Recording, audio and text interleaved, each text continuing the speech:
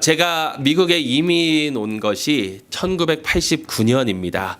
그 이후로 한국을 수없이 왔다 갔다 한 것 같은데요. 2002년 되기 전까지는 한국을 가봤자 한 일주일 반, 2주일 요 정도밖에 다녀오지 않은 것 같아요. 그리고 또 특히 이제 부모님과 함께 이제 주로 갔었고, 처음으로 한국에 처음 갔었을 때는 대학교 1학년을 마치고 그때만 해도 이제 꽤 크게 잘 나가고 있었던 대우 기업에서 표를 다 대주고 이렇게 그 견학식으로 해서 다녀온 기억이 있습니다. 그렇지만 뭐 일주일, 2주일 갔다 와봤자 별로 이렇게 많이 즐기지는 못하고 왔죠. 근데 2002년도에 제가 월드컵에서, 한국에서 열린 월드컵에서 일을 했거든요. 상암 경기장에서 일을 했는데, 그러면서 한 6주를 이제 한국에 다녀왔습니다. 그러면서 이제 처음으로 성인이니까 부모님도 없이 마음대로 놀고 다니고 한국을 다 여기저기 다니면서 이렇게 즐겼던 것 같아요. 제 사촌 동생이 고3이었는데 그때 참 미안하더라고요. 그 사촌 집에 같이 있었는데 아침에 똑같이 나가거든요. 아침 6시에. 밤에 똑같이 들어옵니다. 새벽 1시, 2시에. 근데 걔는 공부하다가 온 거고 저는 놀다가 온 거고. 근데 그때 처음으로 접한 그 CCM 콘서트, 처음으로 이제 한국에서 한국 그 찬양 사역을 하는 그 가수의 콘서트를 가게 됐습니다. 혹시 아시는지 모르겠는데 조수아라는 가수입니다. 조수아라는 그 가수가 여러분 너무나도 잘 아시는 그 당신은 사랑받기 위해 태어난 사람의 답가인 또 하나의 열매를 바라시며라는 곡을 부른 그 가수예요. 근데 그 또 하나의 열매를 바라시며라는 그 CD에 담겨져 있는, 그 앨범에 담겨져 있는 곡 중에 사랑의 편지라는 곡이 있습니다. 사랑의 편지. 가사가 이렇습니다. 잘 들어보시기 바랍니다. 주님께서 보낸 사랑의 편지 읽고 나를 향한 사랑 깨달아 안 뒤 얼마나 감격했는지. 내 작은 마음속에 주를 향한 사랑이 날이 갈수록 커져만 가네. 주를 향한 사랑. 주께서 나를 그리스도의 편지로 세상에 보내셨으니 사람들이 나를 통해 그리스도를 읽을 수 있도록 주님의 사랑으로 이웃을 사랑하며 세상 사람에게 사랑의 편지를 읽게 해주자. 여러분, 사실 또 하나의 열매를 바라시며라는 그 곡도 내용은 비슷합니다. 거기에 이제 후렴부에 보면 당신은 사랑받기 위해 태어난 사람, 사랑받기 위해, 그리고 그 사랑 전하기 위해 주께서 택하시고 이 땅에 심으셨네. 또 하나의 열매를 바라시며. 여러분, 이 두 노래의 공통적인 메시지가 무엇입니까? 공통적인 메시지는요, 주님께서 나를 굉장히 사랑하셨고 그 사랑을 이 세상에 나누기를 주님께서는 바라신다라는 것입니다. 그래서 그 사랑을 내가 나눌 때에 그 사랑을 아는 사람들이 더욱 많아지고 예수 그리스도를 구주로 영접하는 사람들이 늘어난다라는 것이죠. 여러분, 우리는 하나님의 크고 놀라우신 사랑을 다 받은 자들입니다. 하나님의 사랑을 받을 자격은 없지만, 사실 수요일 날 이제 저희가 계속해서 로마서를 공부하게 되는데요. 특히 지난주에 로마서 처음에 나오는 그 부분을 봤고요. 앞으로 몇 주 동안 계속해서 나눌 내용이 뭐냐면, 우리가 이 세상에서 얼마나 하나님의 사랑을 받을 자격이 없는 자들이냐, 그것을 나눌 거예요. 나는 그래도 다른 사람보다 그래도 나는 낫지라고 생각할 수는 있지만, 사실 성경이 말하고 있는 우리를 비춰주는 그 우리의 모습은, 여러분, 우리는 정말 사랑을 받을 자격이 없는 자들이고 죄악으로 가득 찬 자들이고 욕심만 많은 자들이고 우리의 우상들만 섬기는 자들이 우리의 본래 모습이었다라는 것이죠. 그래서 수요일 날 로마서 공부하러 많이 오시면 얼마나 우리가 하찮은 존재인지, 하찮은 존재이지만 사랑받을 자격이 없는 존재이지만 그럼에도 불구하고 하나님께서는 우리를 사랑해 주셨다라는 것입니다. 나에게 뭔가 하나님 앞에 잘 보여지는 것이 있어서 사랑한 것이 아니라 나에게는 하나님께 내세울 것이 아무것도 없지만 하나님께서는 그럼에도 불구하고 우리를 사랑해 주셨다라는 거예요. 하나님이 독생자 예수 그리스도를 이 땅에 보내시고 희생시키시면서까지도 우리를 사랑하여 주셨다라는 것이죠. 여러분, 사도 요한은요, 자기가 지은 복음서 11장에 뭐라고 그러냐면 우리를 끝까지 사랑하셨다라고 전하고 있어요. 끝까지 사랑하셨다. 이러한 놀라운 사랑을 받은 우리로서 우리는 그 사랑을 이 세상에서 나누면서 살아야 된다라는 것이죠. 예수님께서는 제자들에게 서로 사랑하라라고 말씀하셨습니다. 근데 그것뿐만이 아니고요, 이웃을 사랑하라는 것뿐만이 아니라 원수도 사랑하고 이 세상이 지금까지도 보지 못했던 그러한 놀라운 사랑으로 이 세상을 사랑하면서 살도록 명령하셨다라는 것입니다. 내가 오히려 더 희생을 한다 하더라도 남을 위해서 살라라고 우리 주님께서는 말씀하셨다라는 것이죠. 여러분, 이러한 삶을 실천으로 옮긴 자가 바로 사도 바울입니다. 사도 바울. 지난 수요일 날 저희가 봤는데요, 사도 바울은 로마서 1장에 뭐라고 자기를 이야기하냐면 자기 자신을 로마인들에게 빚진 자라라고 얘기했습니다. 로마에 가본 적이 없는 것이 사도 바울입니다. 로마인들을 만나본 적이 없고 빌립보 교회를 통해서만 선교 지원을 받았지만 다른 어떠한 교회, 로마의 교회에서도 어떠한 물질적인 그런 도움을 받은 적이 한 번도 없었던 자가 사도 바울이에요. 그럼에도 불구하고 왜 사도 바울은 어떠한 지원도 받지 않고 그들로부터 어떠한 도움도 받지 않고 그들과 어떻게 보면 만난 적도 없는데 왜 그들에게 내가 너희들에게 빚진 자다라고 얘기를 했을까? 여러분, 이렇게 설명을 할 수가 있겠죠. 누군가 저에게 100불을 빌려주시면 제가 100불이 필요해서 100불을 빌려주십시오 해서 그분이 저에게 100불을 빌려주셨으면 저는 그에게 100불을 빚진 자입니다. 근데 만약에 A라는 사람이 저에게 와서 저 B라는 사람에게 이 100불을 전달해 줄 수 있겠습니까? 라고 해서 그러지요 라고 제가 100불을 받았어요.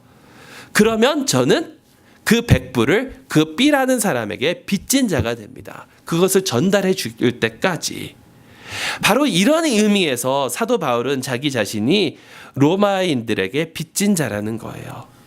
하나님께서 바울에게 은혜, 사랑, 복음을 주시면서 그것을 로마인들에게 전달해 달라고 했는데 아직 그렇게 할 기회가 없었기 때문에 그것을 전달할 때까지, 하나님의 사랑을 그들에게 알려줄 때까지, 하나님의 복음을 그들에게 선포할 때까지 바울은 자기가 그들에게 빚진 자다라고 이야기하고 있다는 겁니다.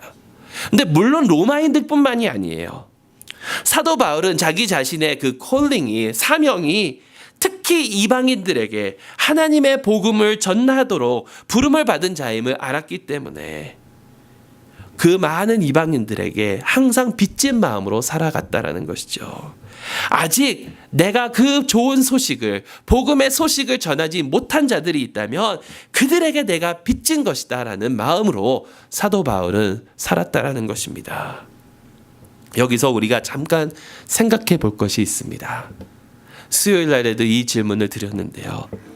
여러분, 그렇다면 여러분은 누구에게 빚진 자들이십니까? 하나님께서 여러분에게 주님의 기쁜 소식을 전하도록 하셨는데 아직 내가 전하지 못한, 아직 내가 그 사랑을 전하지 못한 자들, 그 사람들이 누구냐라는 것이에요.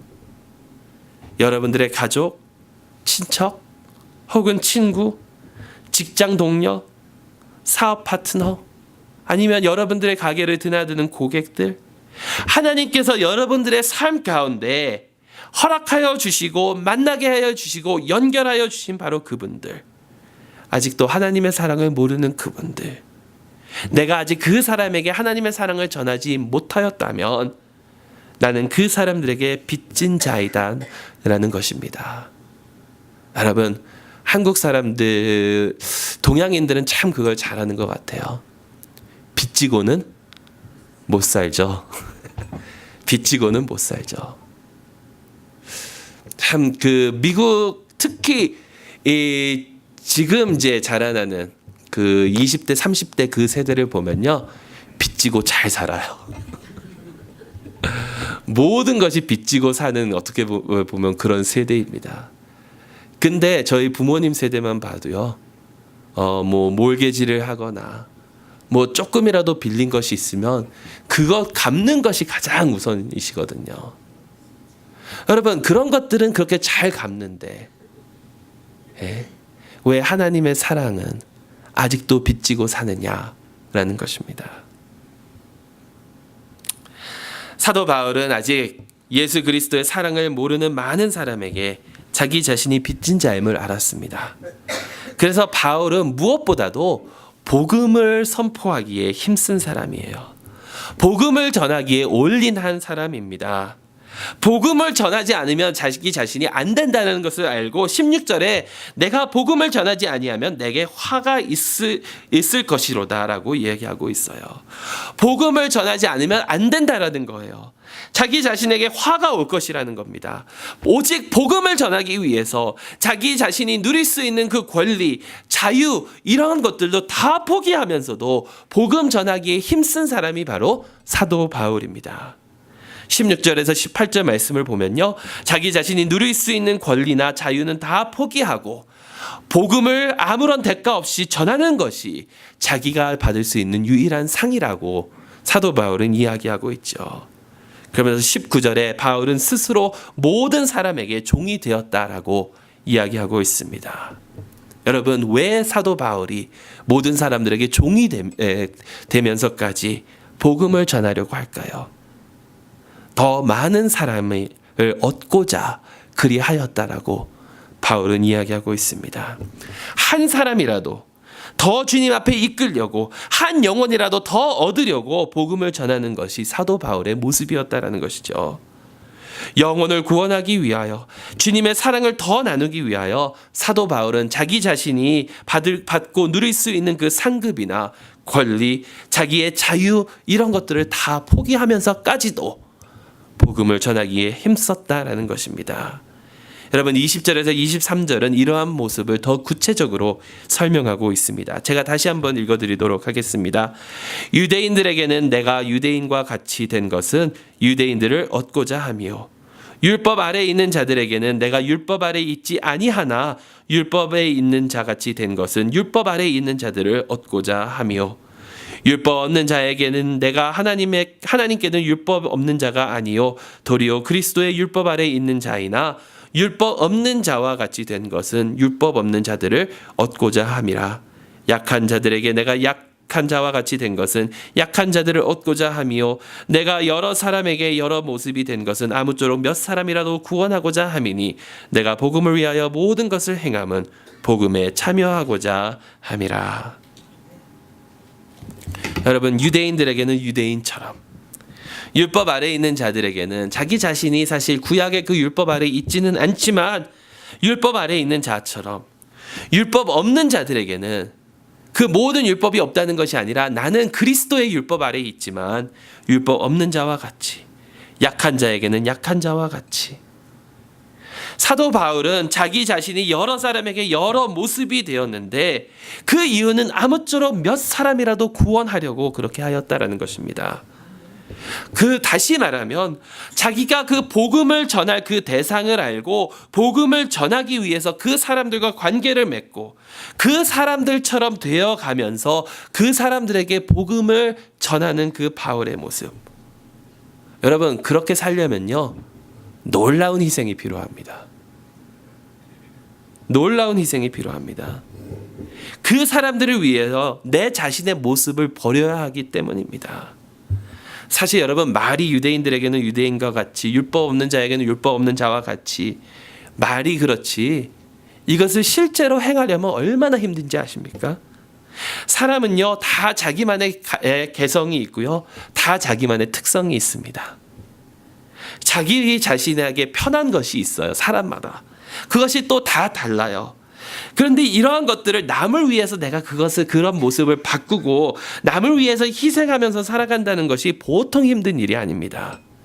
그렇게 하기 위해서는 내 안에 있는 그 많은 에너지를 소모해야만 그것이 가능하다라는 거예요. 한 가지 예를 들면요. 내성적인 사람이 있는가 하면 굉장히 외향적인 사람이 있죠. 근데 여러분, 그 내성적인 것이 더 좋다, 외향적인 것이 더 좋다, 어느 부분이 더 좋고 나쁘고가 아니라 사실 그냥 하나님께서 주신 그 성격이고 그것이 다른 것이거든요. 그런데 내성적인 사람이 어떠한 자리에 가서 이야기를 굉장히 많이 해야 하고 조금이라도 좀 더 활발하게 행동하려고 하는 그런 위치에 가면요, 그 사람은 거기서 몇 배의 에너지를 소모하는지 모릅니다. 여러분, 제가 그 수업을 들으러 가면 이제 대학원 수업이니까 주로 이제 토론식으로 이렇게 얘기를 하는데 꼭 반드시 한마디라도 해야 되거든요. 왜냐하면 보통 클래스 파티시페이션이 마지막 점수의 30% 40%가 돼요. 그러니까 내가 읽고 온 것을 그 대화 나누는 그 와중에 뭔가 굉장히 이렇게 좀 표현을 해야 되고 이러는데, 이것을 내성적인 사람이 하려면 그 사람은 거기서 막 진땀을 흘리고 내가 이것을 해야 하기는 하는데 엄청난 스트레스가 그 사람에게 온다라는 거예요. 근데 반대로요, 외향적인 사람이 정말 조용히 있어야 되는 그 자리에 가면요, 그게 얼마나 힘든지 아십니까? 여러분, 이건 한 가지 예예요. 나에게 정말 좋게 편안하게 다가오는 것이 있고 나에게 굉장히 어렵게 다가오는 것이 있다라는 거예요. 그런데 내가 그것을 상황에 따라서 그런 모습들을 변해가면서 나의 여러 가지 모습 가운데 그것을 이 사람을 위하여 변해가면서 그 사람에게 맞춰주면서 살아간다는 것은 보통 일이 아니라는 것입니다. 사도 바울처럼 여러 사람에게 여러 모습이 되는 것이 말이 쉽지 굉장히 힘들고 어렵다라는 거예요. 그리고 단순히 사도 바울은 어떤 한 특정 시간을 정해놓고, 여러분, 내향적인 사람이 수업 안에서 발표를 해야 한다라고 해서 굉장히 힘든다 하더라도요, 그 수업은 끝나면 그만입니다. 근데 한두 시간이 아니라 그 사람들과 계속해서 지속적인 관계를 맺고 그 사람들을 위하여 살아가는 그것이 여러분 얼마나 힘든지 아십니까? 그럼에도 불구하고 사도 바울은 그렇게 했다라는 거예요. 왜? 복음을 위해서, 복음을 전하기 위해서. 한 가지 예를 더 들겠습니다. 여러분, 많은 학생들이 다 그렇다는 것은 아닙니다. 또 다 올바른 그런 마음을 가지고 많이 가는 사람들이 많겠죠. 근데 복음을 위해서 1, 2주간 단기 선교를 많이 참 다녀오거든요. 근데 그 단기 선교는 정말 누구를 위한 건지 아십니까? 나 자신을 위한 거예요. 근데 왜 나 자신을 위한 거냐면, 하나님을 위해서 선교는 해야 되겠는데 내가 그 선교지 가서 그들을 한두 주만 고생하면서 딱 돕고 오면 그래도 내가 하나님을 위해서 이걸 했는데 라는 그런 마음속에 뿌듯함이 오고요, 성취감이 오고. 근데 그 1, 2주간 그곳에 있는 아이들의 삶이 얼마나, 그곳에 있는 그 사람들의 삶이 얼마나 변했을까. 여러분, 진정하게 그 사람들이 변하려면요, 그 사람들과 함께 생활하면서 그 사람들처럼 살아가는 그러한 분들이 필요하다라는 거예요. 근데 1, 2주 단기 선교 가는 건 너무 좋잖아요. 근데 1, 2주 단기 선교 학생들을 많이 이끌고 갔다 와 봤는데, 단기 선교 딱 갔다 와서 그 학생이 엄청 은혜를 받고 어머니 나 선교사 될래요라고 그러면 부모님들 보통 어떻게 얘기하시는지 아세요? 저한테 먼저 전화가 와요. 도대체 무슨 짓을 한 거냐고. 근데 선교지에 가서도요, 저 이런 많이 봤습니다. 잠깐 그곳에서 그 사람들과 사역을 잠깐 하고, 아침에 9시부터 5시까지만 사역을 잠깐 하고 거기 문 다 걸어 잠고 선교사님들 자기 집에 가서 편안하게 생활하시는 분들도 많이 봤어요. 물론 그것이 잘못됐다라는 게 아니에요. 그분들이 정말 잘못하고 있다라는 게 아니에요. 근데 저희가 생각해 봐야 될 부분들은 있다라는 거죠. 충분히 누릴 수 있고 그분들의 상황을 저희는 다 모르잖아요. 그러니까 저희가 그분들에 대해서 이렇다 저렇다 말할 수 있는 거는 아닌데, 그런데 만약에 여기서 생각을 해보시자는 겁니다. 복음을 위해서 그런 것들, 그러한 편리들, 이런 것들을 내가 다 버려야 한다면, 다 내가 지금 즐기고 있는 자유나 권리나 특권이나 이런 것들을 내가 다 포기해야 한다면 어떻게 하겠느냐라는 거예요. 여러분, 여러분들이 가진 것 중에 가장 중요한 것들을 생각해 보시기 바랍니다. 어떤 사람에게는 그것이 물질적인 것이 될 수도 있습니다. 어떤 사람에게는 물질적인 것보다 나의 명예가 더 중요한 사람들도 있어요. 자녀가 더 중요한 사람이 있고요. 가족이 최고 우선순위가 되는 사람도 있고요. 우리 다 모두에게 다 다른 것들이 우리에게 중요할 수가 있는데, 하나님께서 그것을 복음을 위해서 포기하라라고 말씀하시면 어떻게 하시겠냐라는 겁니다. 내가 지금 안전하게 살아가고 있는, 여기에 계신 대부분의 분들이 다 안전한 그런 지역에서, 서버브에서 살아가고 있는데, 저 이너시리의 그 위험한 곳에 하나님께서 가서 그곳에서 살고 그곳에서 사역하라라고 하면 갈 수 있겠느냐라는 거예요. 여러분, 볼티모어 도시 같은 경우는 미국에서 가장 위험한 도시로 알려져 있습니다. 그런데요, 예수님을 믿는 몇몇 사람들이 함께 그 중심에 가서, 그 학군도 굉장히 안 좋은 그곳에 가서 자기 아이들을 그 학교에, 그 퍼블릭 스쿨에 보내면서 그 도시를 변화시키기 위해서 일하는 그런 소식들도 들려온다라는 거죠. 그런 소식을 접할 때에 와, 참 대단하다라고 얘기하면서 우리는 선뜻 움직이지 못하는 우리의 모습을 다시 한번 살펴보자라는 것입니다. 한 사람, 한 영혼을 위하여, 복음을 전하기 위하여 내가 이런 것들을 포기할 수 있을까? 포기할 수 있는 방법이 딱 한 가지 있습니다, 여러분. 포기할 수 있는 방법. 그리스도의 사랑을 진정하게 알면 됩니다. 그리스도의 사랑. 하늘 보좌를 포기하시고 영광을 포기하시고 이 땅에 오셔서 우리와 같은 모습이 되어 주시고 연약한 모습으로 이 세상을 살아가시고 섬기시고 또 희생하신 예수님, 희생하시되 십자가 위에서까지 희생하신 우리 주 예수님. 이제 저희가 좀 있으면 이제 성만찬을 받을 텐데, 이 성만찬에 보여지는 것처럼 여러분, 몸이 찢어지시고 피 한 방울도 남기지 아니하시고 흘리신 예수님의 그 희생, 여러분, 이러한 하나님의 사랑을 진정으로 안다면, 길 잃은 어린 양인 나를 찾아오셔서 구원하여 주신 예수님의 사랑을 진정으로 안다면, 여러분, 그 사랑을 알고 그분께서 나를 이 세상에 편지로 보내셨다라는 것을 알면요, 복음의 편지로, 사랑의 편지로 보내주셨다라는 것을 알면 복음을 위해서 희생하며 나아갈 수 있으리라 믿습니다. 주님의 사랑으로 말미암아 복음을 위하여 희생하는 저 여러분들이 될 수 있기를 주님의 이름으로 축원합니다. 기도하시겠습니다.